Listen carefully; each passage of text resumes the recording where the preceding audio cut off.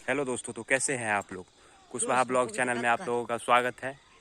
और आज हम लोग आए हैं खेत, गोभी का खेत। यहाँ पे आज हम लोग गोभी का निराई गुराई करने वाले हैं। ये देखिए यहाँ पे, और ये है मेरा प्यारा सा गोभी।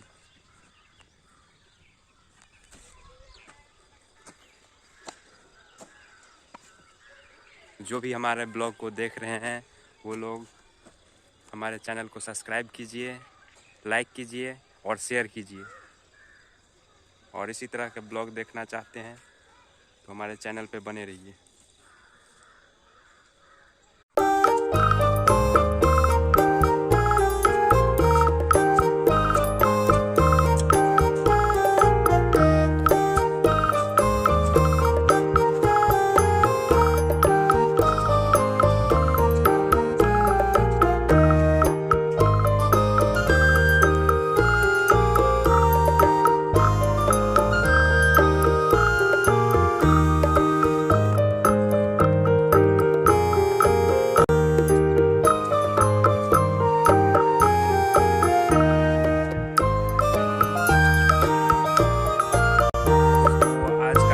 मेरा काम हो चुका है कंप्लीट। ये देखिए मेरा सारा गोभी का निराई गुराई हो चुका है कंप्लीट।